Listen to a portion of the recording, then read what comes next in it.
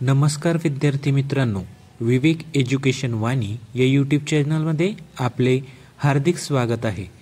आज आपण बघणार आहोत इयत्ता 5वी परिसर अभ्यास भाग 1, धडा 3 पृथ्वी आणि जीवसृष्टी या पाठाचा संपूर्ण स्वाध्याय उत्तरासहित. तर चला बघूया.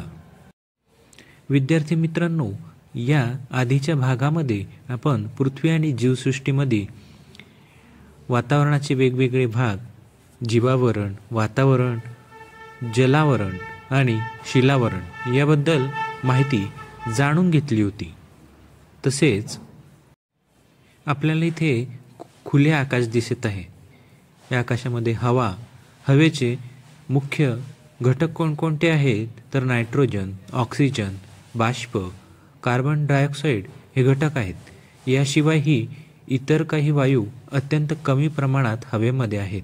हे तुम्ही शिकला आहात. पृथ्वीच्या पृष्ठभागापासून आपण जसे जसे उंच जातो तशी तशी वातावरणातील हवा विरळ होत जाते.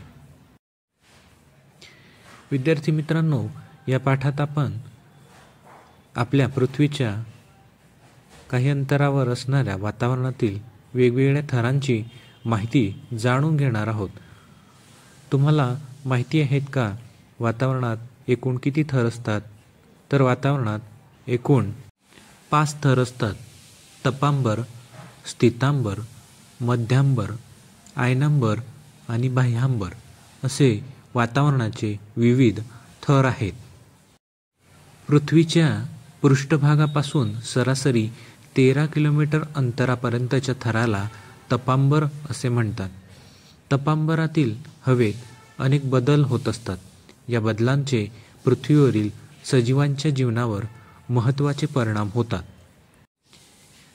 तर तपांबरात कोणकोणते बदल, वातावरणातील बदलांमुळे जीवसृष्टीवर परिणाम होतो, सजीवसृष्टीवर परिणाम होतो ते आपण बघणार आहोत. म्हणून ढग, पाऊस, पर्जन्य, धुके, वारे, वादळे अशा हवामानाशी संबंधित असलेल्या सर्व घटना तपांबरातच होतात. कारण तपांबर पृथ्वीच्या सर्वात जवळच्या थरात आहे. पृथ्वीपासून तपांबराचे अंतर जवळपास 13 किलोमीटर असल्यामुळे तपांबरात घडणाऱ्या विविध हालचाली जसे की ढग, पाऊस, पर्जन्य, धुके, वारे, वादळे अशा सर्व घटनांचा परिणाम सजीवसृष्टीवर होत असतो. उंच डोंगरावरून विमान गेले असताना भोवतालची हवा पृष्ठभागाच्या हवेपेक्षा विरळ असते. त्यामुळे काय होते, वाहतुकीसाठी वापरली जाणारी सर्व विमाने तपांबराच्या उंचावरच्या भागात उडतात. त्या उंचीवर ते असतात. त्यामुळे विमाने उंच गेल्यावर प्रवाशांना श्वसनासाठी पुरेशी हवा मिळावी म्हणूनच विमानात विशेष सोय करावी लागते. पृथ्वीतलापासून तपांबराच्या बाहेर सुमारे 50 किलोमीटरच्या थराला स्थितांबर असे म्हणतात. स्थितांबरात खालच्या भागात ओझोन वायूचा थर आढळतो.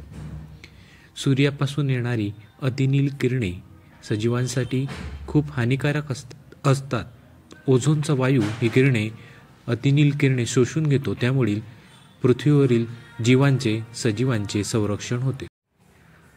जलचक्र किंवा जलस्थित्यंतर चक्र याविषयी आपल्याला माहिती असेल. पावसाळ्यात वेगवेगळ्या नद्या वाहून समुद्राला जाऊन मिळतात. ते समुद्राच्या खाऱ्या पाण्याची उन्हाच्या उष्णतेमुळे वाफ होते. त्या वाफेचे ढगांमध्ये रूपांतर होते आणि ढगांना थंड हवा लागली की त्या ढगांपासून द्रवीभूत होऊन पाणी जमिनीवर पाऊस म्हणून पडते. असे हे जलचक्र नेहमी आपण निसर्गात बघतो. हे जलचक्र आपल्याला माहितीत असायलाच हवे.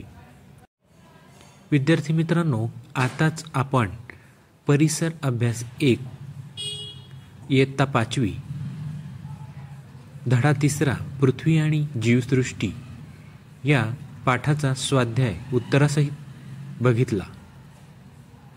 अशाच प्रकारचे नवनवीन शैक्षणिक व्हिडिओ बघण्यासाठी आमचे यूट्यूब चॅनल विवेक एज्युकेशन वाणी नक्की सबस्क्राईब करा आणि आवडल्यास आपल्या मित्रांसोबत लाईक आणि शेअर करायला विसरू नका. धन्यवाद.